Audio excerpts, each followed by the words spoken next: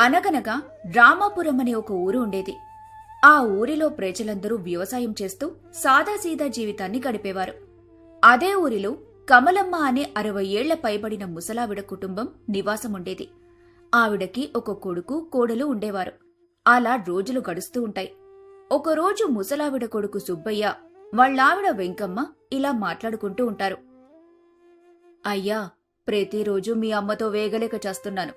ఎప్పుడు చూడు డబ్బు కాశపడి ఎవరో సాధువు చెప్పాడు ఏదో చెప్పాడని ఏదో ఒకటి చేస్తూనే ఉంటుంది మళ్ళీ ఏం చేసింది మా అమ్మ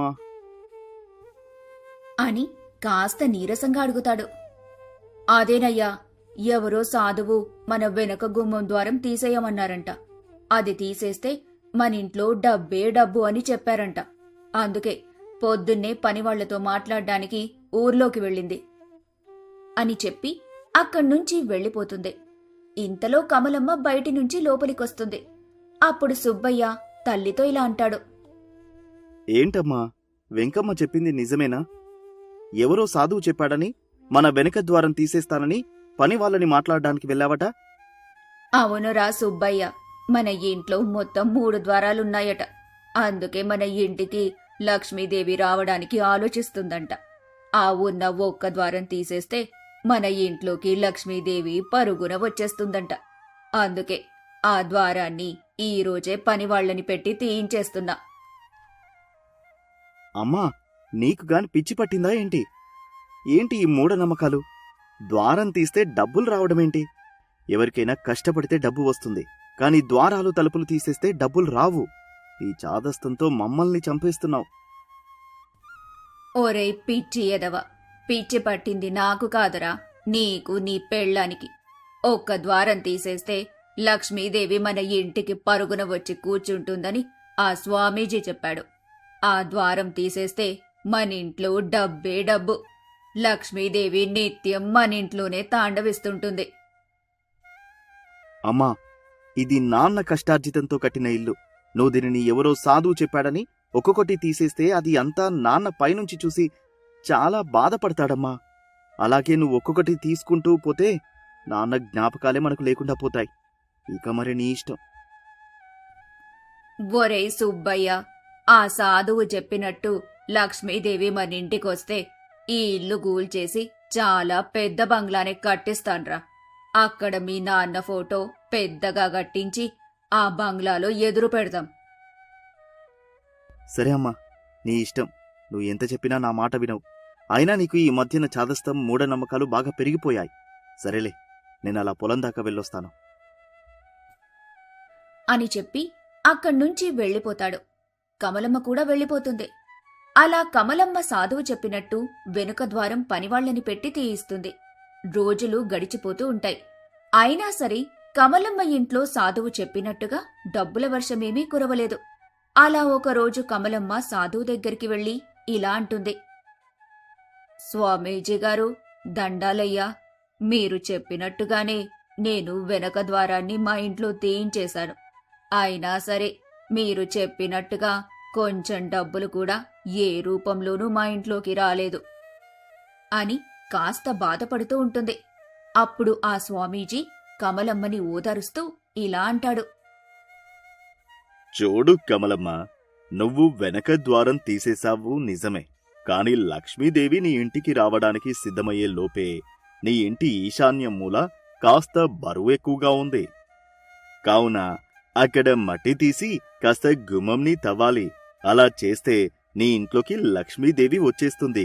అక్కడ కనిపిస్తుంది కదా, ఆ హుండీలో ఒక 2000 వేసి ఇక నేను చెప్పినట్టుగా చెయ్యి అని చెప్పి అక్కడ్నుంచి వెళ్ళిపోతాడు.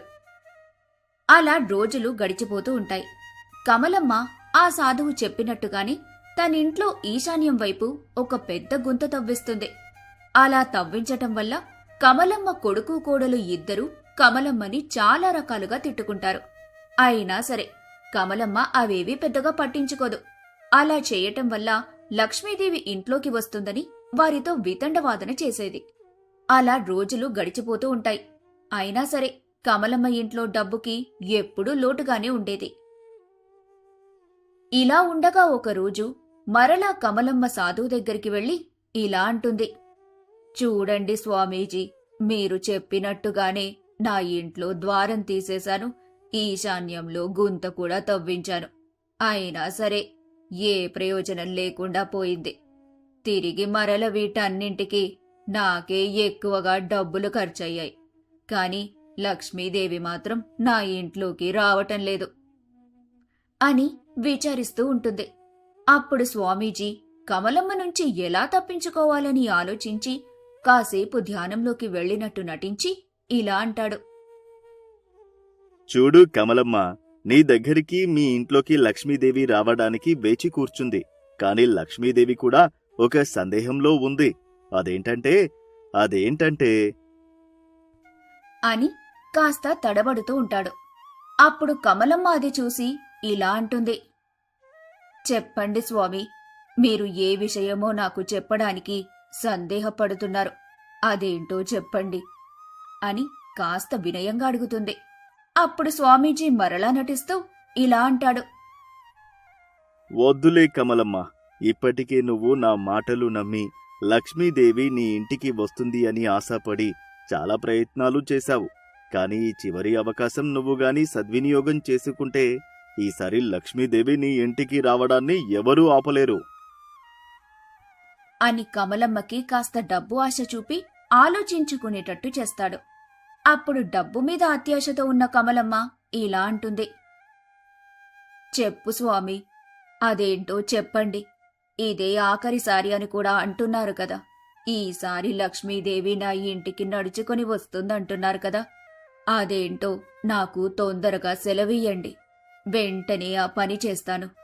ఇప్పుడైనా సరే లక్ష్మీదేవికి నాపై దయ కలిగి నా ఇంటికొస్తుందేమో.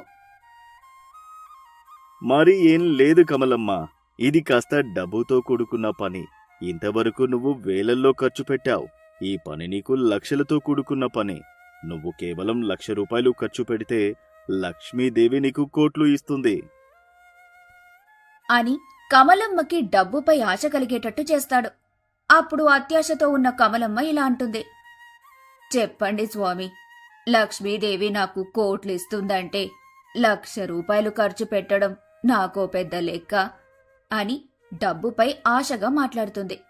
కమలమ్మ డబ్బు ఆశని అవకాశంగా తీసుకున్న స్వామీజీ తనతో ఇలా అంటాడు. మరి ఏం లేదు కమలమ్మ, లక్ష్మీదేవి నీ ఇంటికి నడుచుకుంటూ రావాలి అంటే ఆ లక్ష్మీదేవి మీ ఇంటికి వస్తున్నప్పుడు చూడడానికి నువ్వు బ్రతికే ఉండాలి కదా. కావున నువ్వు ఇలా ముసలిదానిలా కాకుండా 16 ఏళ్ల అమ్మాయిలాగా తయారవ్వాలి. అలా అవ్వాలంటే నేను దానికి ఒక పసరు మందు ఇస్తాను. నువ్వు గాని దానిని ఒక్కసారి తాగితే నీకు జీవితంలో అసలు ముసలితనం అనేది రాదు.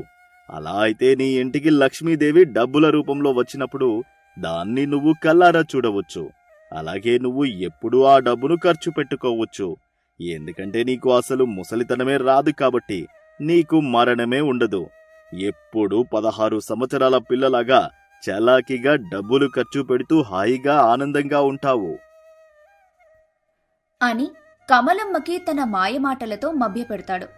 ఆ మాటలు విన్న కమలమ్మ సాధువు తన దగ్గర డబ్బులు గుంజడానికే ఇదంతా చేస్తున్నాడని అసలు నిజం తెలుసుకొని కమలమ్మ సంతోషపడుతూ ఇలా అంటుంది.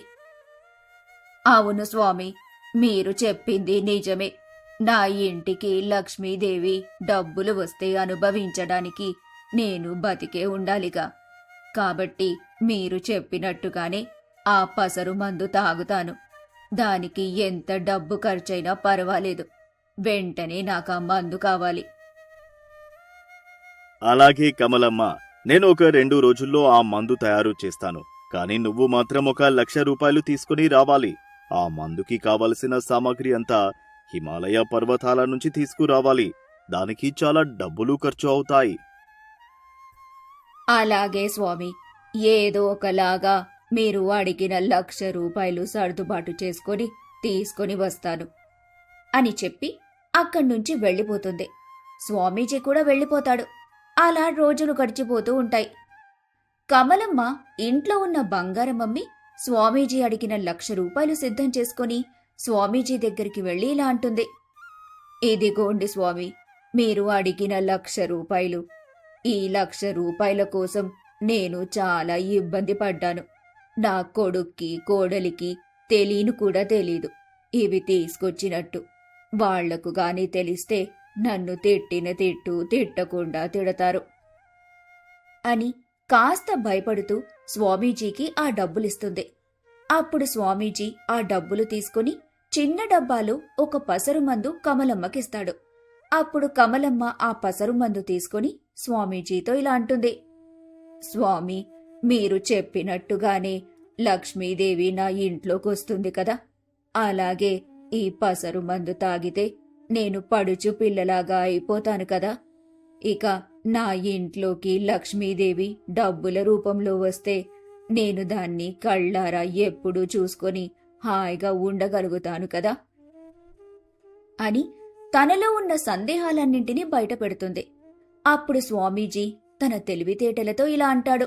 చూడు కమలమ్మ, నువ్వు ఈ పసరు మందును తాకితే ఎప్పుడూ పడుచు పిల్లలాగే ఉంటావు. నూటికో కోటికో ఒకరికి ఇలా ఎప్పుడూ పడుచు పిల్లలాగా ఉండే అదృష్టం కలుగుతుంది. అలాంటి గొప్ప అవకాశం నీకు వచ్చింది. నువ్వు చాలా అదృష్టవంతురాలివి. అలాగే మీ ఇంటికి లక్ష్మీదేవి కూడా మరో కొద్ది రోజుల్లోనే డబ్బుల రూపంలో రాబోతోంది. కావున నువ్వు ఎలాంటి అనుమానాలు నీ మనసులోకి రానివ్వకుండా మీ ఇంటికి వచ్చిన లక్ష్మీదేవిని ఎలా ఖర్చు పెట్టాలో అని ఆలోచించుకో. అలాగే నువ్వు ఈ పసరు మందుని రాత్రి పడుకోబోయే ముందు తాగాలి అని చెప్పి అక్కడ్నుంచి వెళ్ళిపోతాడు. కమలమ్మ కూడా పసరు మందు పట్టుకొని ఆ మందు తాగితే తను పడుచుపిల్లలాగా అవుతుందని ఆనందపడుతూ అక్కడ్నుంచి వెళ్ళిపోతుంది. అలా రోజులు గడిచిపోతూ ఉంటాయి. చాలా నెలలు కూడా గడిచిపోతాయి. అయినా సరే కమలమ్మ ఇంట్లోకి ఎలాంటి డబ్బులు రావు. కమలమ్మ కూడా ఎప్పటిలాగానే ముసలమ్మలాగే ఉంటుంది. అలా ఒకరోజు కమలమ్మకి అనుమానమొచ్చి స్వామీజీ దగ్గరికి విషయం అడుగుదామని వెళ్తుంది. అప్పుడక్కడ ఎలాంటి స్వామీజీ ఉండడు. అప్పుడు కమలమ్మ కాస్త దిగాలుగా ఇంటికి తిరిగొస్తుంది. ఇక కమలమ్మని చూసిన కొడుకు సుబ్బయ్య తల్లితో ఇలా అంటాడు. అమ్మా, అమ్మా, ఇంట్లో ఉన్న బంగారమేది ఎక్కడ పెట్టావు? వెంటనే నువ్వు దాన్ని నాకిస్తే దాన్ని తాకట్టు పెట్టి డబ్బులు తెచ్చి పొలంలో విత్తనాలు కొనేసి వేయాలి. ఊరిలో అందరూ విత్తనాలు వేసేశారు, మనం మాత్రమే వేయలేదు అని కంగారుగా అంటాడు. అప్పుడు కమలమ్మకి ఏం చెప్పాలో అర్థం కాక భయపడుతూ జరిగిన విషయమంతా కొడుకు సుబ్బయ్యకు వివరిస్తుంది. అప్పుడు సుబ్బయ్య కమలమ్మపై కోప్పడుతూ ఇలా అంటాడు. అమ్మా, ఆశకైనా హద్దు పద్దు ఉండాలి. నువ్వు డబ్బుపై ఉన్న అత్యాశతో తలుపులు గుమ్మాలు కులగొట్టేస్తే పోనీలే అని ఊరుకున్నాను. కాని నువ్వు నీకున్న డబ్బుపై అత్యాశతో వాడేదో పసరు మందిస్తే నువ్వు 16 అణాల పడుచుపిల్ల అయిపోతావని వాడు నీకు డబ్బు వస్తుందని ఆశ చూపి నీ దగ్గర డబ్బులు గుంజేశాడు. చూసావా ఇప్పుడు ఏం జరిగిందో? వాడు నీ దగ్గర డబ్బులు కాజేసి పరారైపోయాడు. నీకు ఇప్పుడికైనా అర్థమైందా? కష్టపడితేనే డబ్బు వస్తుంది, ఊరికేనే డబ్బు ఎవరికి రాదు. నువ్వు డబ్బుపై ఆశపడడంలో తప్పు లేదు, కాని అత్యాశపడడమే చాలా పెద్ద తప్పు అని ఆమెకు అర్థమయ్యేలా నిజం చెబుతాడు. ఆ మాటలు విన్న కమలమ్మకి జ్ఞానోదయమయ్యి తను డబ్బు మీద అత్యాశతో ఎంత పెద్ద తప్పు చేసిందో తెలుసుకొని ఆ రోజు నుంచి తనకు వచ్చిన బుట్టలల్లటం విద్యతో కష్టపడి పనిచేసి డబ్బులు సంపాదిస్తూ ఇక డబ్బుపై ఏమాత్రం అత్యాశ లేకుండా హాయిగా జీవనం సాగిస్తూ కొడుకుకి కోడలికి తన వంతు సహాయం చేస్తూ ఉండేది. అనగనగా రంగస్థలం అనే ఊరిలో మల్లయ్య వెంకమ్మ అని ఇద్దరు దంపతులు ఉండేవారు. వారికి రంగయ్య అనే ఒక కొడుకు ఉండేవాడు. రంగయ్య చాలా బద్ధకిష్టి. ఎప్పుడు ఏ పని పాట లేకుండా ఊరికే తిని పడుకుంటూ ఉండేవాడు. తండ్రి ఎంత చెప్పినా వినేవాడే కాదు. ఏ పని కూడా చేసేవాడు కాదు. అలా రోజులు గడుస్తూ ఉంటాయి. ఒకరోజు వెంకమ్మ దగ్గరికి మల్లయ్య వచ్చి ఇలా అంటాడు. ఏమై, నేను మన ఊరి జమీందారు రాఘవయ్య దగ్గరికి వెళ్ళొస్తాను. ఆయన పొద్దున్నే రమ్మని చెప్పారు. నేను గాని వెళ్ళకపోతే నన్ను పనిలో నుంచి తీసేస్తారు. నువ్వు కొంచెం అన్నం తినేసి వెళ్ళొచ్చు కదా. నువ్వు అన్నం తిన్నంత వరకు నీ బదులుగా రంగయ్యను పంపిస్తాను జమీందారు గారి దగ్గరికి. ఆయన ఆడు పొద్దున్నే ఏనాడు లేచాడు గనుక ఒకవేళ లేచినా పని చేయడానికి అయ్యగారి దగ్గరికి వెళ్తాడా? అంతటి అదృష్టమా నాకు ఈ జన్మకి? చెట్టంత కొడుకు ఇంట్లో ఉండగా ఈ వయసులో కూడా నాకు కష్టపడవలసిన పరిస్థితి వచ్చింది. రంగయ్యని తిట్టుకుంటూ అక్కడ్నుంచి వెళ్ళిపోతాడు. ఇంతలో అక్కడికి రంగయ్య నిద్రలేచి వస్తాడు.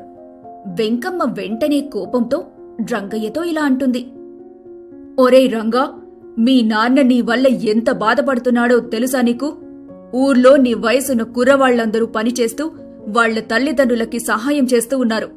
కాని నువ్వు మాత్రం తల్లిదండ్రుల మీద ఆధారపడి బతుకుతున్నావు. అయినా ఈ రోజంటే మేమున్నాము. నువ్వు నీ బద్ధకంతో తినేసి పడుకున్నా రోజు గడుస్తుంది. దురదృష్టవశాత్తు మాకేమైనా జరిగి మేముగాని కాలం చేస్తే నీ పరిస్థితి ఏంట్రా? కాస్త ఆలోచించు. ఇప్పటికైనా మారరా? అమ్మా ఆపమ్మా, పొద్దున్నే నీ సుప్రభాతం మొదలుపెట్టావు. ఎప్పుడు చూడు వాళ్లతోటి వీళ్లతోటి పోలుస్తూ నన్ను ఏదో వంకతో తిడుతూ ఉంటావు. ఈ గోల ప్రతిరోజు ఉన్నదే కాని నాకు ఆకలిస్తుంది. తొందరగా ఏదైనా తినడానికి చెయ్యి. అయినా నీకు ఎంత తిట్టినా ఎన్ని చెప్పినా బుద్ధి రాదురా. నీ పద్ధతి మారదు. అయినా సరే మారుతావనే ఆశతో ప్రతిరోజు నీకు చెప్పడం నా తప్పే. సరేలే ఉండు. నిన్ను కన్నందుకు మాకు తప్పదు కదా. తినడానికి ఏదో ఒకటి చేసుకుని వస్తాను అని అనుకుని వంటగదిలోకి వెళ్లి ఉప్మా చేసి పళ్ళెంలో తీసుకొచ్చి రంగయ్య చేతిలో పెడుతుంది. ఆ ఉప్మా చూసి రంగయ్య ఇలా అంటాడు. ఏంటమ్మా ప్రతిరోజు ఉప్మానే? మరేం లేవా? దోశ, ఇడ్లీ అలాంటివేవైనా నోటికి రుచిగా చేయవచ్చు కదా. రంగయ్య మాట విన్న వెంకమ్మ కోపంతో రంగయ్యను కొట్టబోతూ చెయ్యి పైకి లేపి ఇలా అంటుంది. ఛీ, చెట్టంత కొడుకున్న నీపై చేయి చేయాలంటే నాకే సిగ్గేస్తుంది. అయినా మీ నాన్న అక్కడ జమీందారు దగ్గర పాలేరుగా పనిచేసి రెక్కలు ముక్కలు చేసుకుని కష్టపడితే నీకేమో రకరకాల ఫలహారాలు కావాలా? ఒక్కసారి నువ్వు ఒళ్ళొంచి పనిచేస్తే ఆ వచ్చే డబ్బులతో నీకు ఫలహారాలేంటి? ఏకంగా పంచభక్ష పరమాన్నాలే వండుతాను. పనిచేయడానికి పనికిరావు గాని తినడానికి మాత్రం ముందంజలో ఉంటాం. నువ్వు కనీసం ఈ ఉప్మానైనా తింటున్నావు. అసలు మీ నాన్న ఏమీ తినకుండా ఆకలితో వెళ్లిపోయాడు పొలానికి. అయినా నీకు ఎవరు ఏమైపోయినా పర్వాలేదులే. నీకు నీ నిద్ర తిండి ఉంటే చాలు అని తిట్టుకుంటూ అక్కడ్నుంచి వెళ్లిపోతుంది. రంగయ్య తల్లి వండి పెడతానన్న పంచభక్ష పరమాన్నం కోసమైనా తను కష్టపడి పనిచేయాలి అనుకుంటాడు. అప్పుడు తను గబగబా ఇంటి నుంచి నేరుగా జమీందారు పొలం దగ్గరికి వెళ్లి జమీందారితో రంగయ్య ఇలా అంటాడు. జమీందార్ గారు, మీ దగ్గర 2 రోజులు పాలేరుగా పనిచేస్తాను. మీరా 2 రోజులకే సరిపడా జీతం ఇవ్వండి. ఇంతలో అక్కడికి రంగయ్యని చూసి తండ్రి మల్లయ్య వస్తాడు. ఆ మాటలు విన్న జమీందారు రంగయ్య వైపు వింతగా చూస్తూ ఇలా అంటాడు. అదేంట్రా రంగా, నువ్వు అలా అడుగుతున్నావు? ఎవరైనా నాకు పని ఇవ్వండయ్యా అని అడుగుతారు. నువ్వేంట్రా 2 రోజులు పని కావాలని అడుగుతున్నావు? వాడికున్న బద్ధకానికి 2 రోజుల కంటే ఎక్కువ రోజులు మీ దగ్గర పని చేయించుకోరలేండి. 2 రోజుల్లోనే వాణ్ణి మీరు పనిలో నుండి తీసేస్తారు. నువ్వేనా రంగా? ఇదంతా నిజమా కలా? నువ్వేంటి కష్టపడోళ్ళొంచి పని చేయడమేంటి? ఇది నాకంత నమ్మశక్యంగా లేదు. సరేలేగాని ఎలాగోలా నీ బుద్ధి మారి కష్టపడాలనే ఆలోచన నీ మనసులో వచ్చింది. అదే చాలు. అయ్యా జమీందారు గారు, నా కొడుకు రాక మీ దగ్గర పాలేరుగా పనిచేయడానికొచ్చాడు. కాబట్టి మీరే వాడికి ఏదో ఒక పని ఇవ్వండి. ఆ మాట విన్న జమీందారు రంగయ్యతో ఇలా అంటాడు. ఒరే రంగా, నిన్ను అసలు పనిలో చేర్పించుకోవడం నాకిష్టం లేదు. అయినా కాని మీ నాన్న చెప్పాడని ఒకే ఒక్క కారణంతో నిన్ను పనిలో పెట్టుకుంటున్నాను. ఈ రోజు నుంచి నువ్వు మా ఇంటి దగ్గర ఉన్న పాకలో 4 ఆవులున్నాయి. వాటిని మేతకు తీసుకువెళ్లి మరలా తిరిగి తెచ్చి వాటి పాలు తీయడమే నీ పని. రేపు ఉదయం నుండే నీ పని మొదలుపెట్టు అని చెప్పి అక్కడ్నుంచి వెళ్లిపోతాడు. రంగయ్య కూడా వెళ్లిపోతాడు. మల్లయ్య కూడా తన పని తాను చేసుకుంటాడు. అలా మరుసటి రోజు ఉదయం బద్ధకస్తుడైన రంగయ్య తన తల్లి వండిపెట్టే ఫలహారాల కోసం 2 రోజులు పాలేరుగా జమీందారు దగ్గర పనిచేయటం కోసం తెల్లవారుజామునే లేచి జమీందారి ఇంటికి వెళ్తాడు. అలా జమీందారు ఇంటికి వెళ్ళాక ఆయన పశువుల పాకలో ఉన్న 4 ఆవులకు గడ్డి మేపడం కోసం పొలాల్లోనికి తీసుకుని వెళ్తాడు. అలా 4 ఆవులను పొలాల్లోనికి తీసుకువెళ్లి అక్కడ వదిలేసి రంగయ్య నిద్రపోతాడు. అలా చాలాసేపు తర్వాత రంగయ్యకు మెలకువ వచ్చి ఉలిక్కిపడి లేచి వెంటనే ఆ ఆవులను తిరిగి ఇంటికి తోలుకొని పోతాడు. అలా సాయంత్రమైపోతుంది. అప్పుడు రంగయ్యను చూసిన జమీందారు అతని దగ్గరికి వచ్చి ఇలా అంటాడు. ఏంట్రా రంగా, పొద్దున్ననగా ఆవులను మేపుకు తీసుకువెళ్ళావు, ఇంతవరకు రాలేదేంటి? ఇంతసేపు అక్కడ ఏం చేశావురా? ఆ మాటలు విన్న రంగయ్యకు ఏం చెప్పాలో తెలియక ఒళ్లంతా చెమటలు పట్టేస్తూ ఉంటాయి. తను పొలం దగ్గర ఆవుల్ని వదిలేసి నిద్రపోయానని తెలిస్తే తనని పనిలో నుంచి తీసేస్తారేమోనని భయపడి తనలో తాను కాసేపు ఆలోచించుకొని జమీందారుతో ఇలా అంటాడు.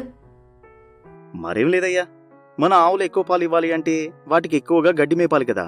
అందుకే ఆవులన్నిటికీ కాస్త ఎక్కువ గడ్డి మేపించి తీసుకురావడానికి ఇంత ఆలస్యమైంది అని చెప్పి తను చేసిన తప్పును తాను సమర్థించుకుంటాడు.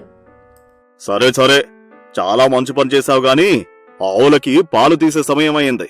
ఆవులన్నింటి పాలు తీసి మీ అమ్మగారికిచ్చేయి అని చెప్పి అక్కడ్నుంచి వెళ్ళిపోతాడు. రంగయ్య ఆవులన్నింటినీ వరుసగా గుంజకు కట్టి తనలో తాను ఇలా ఆలోచించుకుంటాడు. అయినా ఈ 4 ఆవుల పాలన్నీ పిండే అంత ఓపిక నాకు లేదు. అసలే నాకు ఒళ్ళంతా బద్ధకం. అలాంటిది నేను అంతసేపు కూర్చొని ఈ ఆవుల పాలన్నీ పిండాలా? కానీ జమీందారు గారు మాత్రం ఈ ఆవులు పాలు పిండి అమ్మగారికి ఇవ్వమన్నారు. ఇప్పుడు ఏం చేయాలబ్బా అని అనుకుని పెద్ద బిందెను తీసుకొచ్చి అన్ని ఆవుల పాలను కొంచెం కొంచెం ఆ బిందె సగం వరకు పిండి మిగతా సగం నీళ్లు కలిపేస్తాడు. అలాగే ఆవు నుండి సగం పాలు మాత్రమే తీసి మిగతా పాలను తాగడానికి ఆవు దూడలని వదిలేస్తాడు. అలా ఆ బిందెతో పాలు తీసుకుని వెళ్లి జమీందారు భార్యకి ఇచ్చేస్తాడు.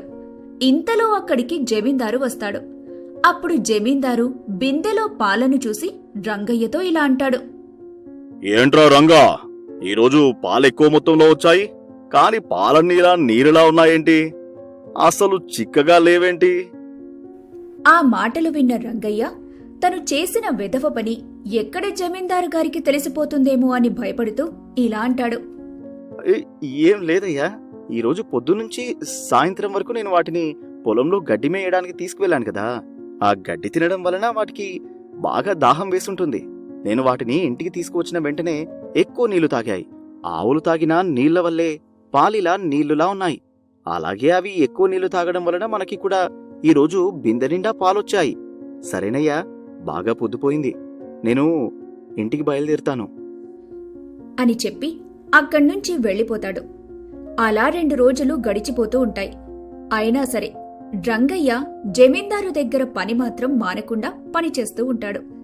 ఎందుకంటే తను బద్ధకంతో చేసిన వెధవ పనులన్నింటినీ జమీందారు గుర్తించకపోవడంతో ఏ పని పాట చేయకుండా బద్ధకంతో పడుకున్నా సరే జమీందారు డబ్బులిస్తున్నాడు.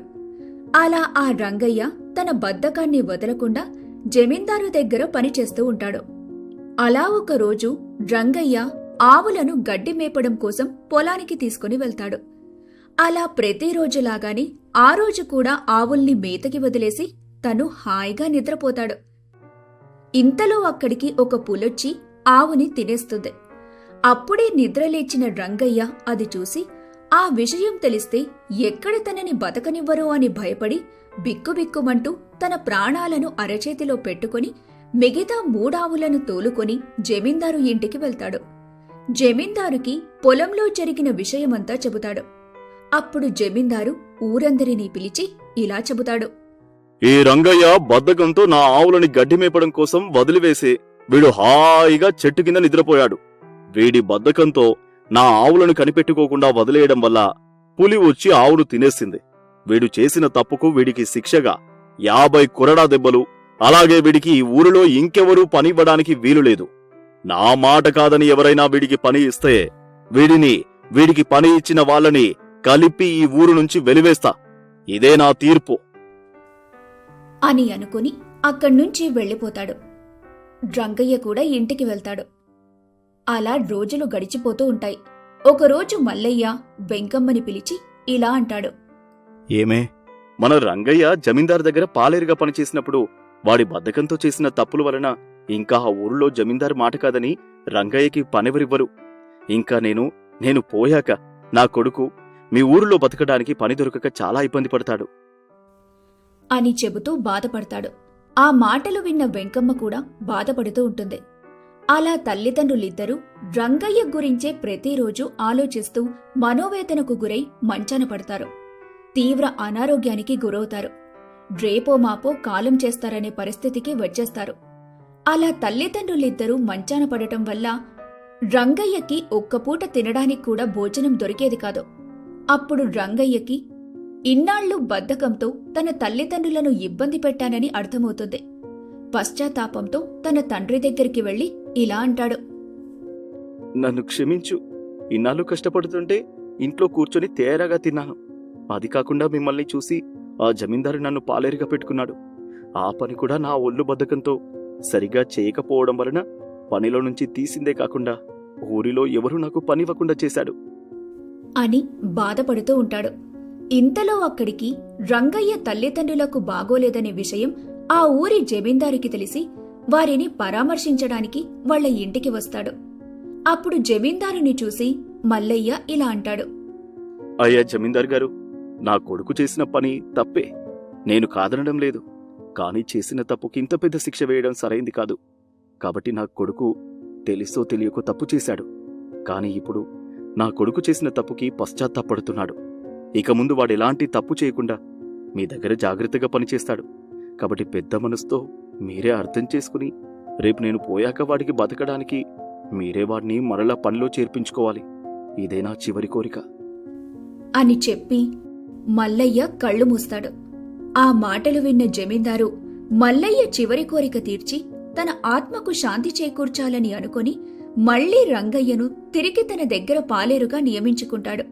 రంగయ్య కష్టపడి పనిచేయటం చూసిన జమీందారు కూడా సంతోషించి రంగయ్యను తన సొంత ఇంటి మనిషిలాగా చూసుకునేవాడు. అలా రంగయ్య జమీందారు దగ్గర పాలేరుగా పనిచేస్తూ తన తల్లిని కంటికి రెప్పలా చూసుకుంటూ హాయిగా జీవనం సాగిస్తూ ఉండేవాడు.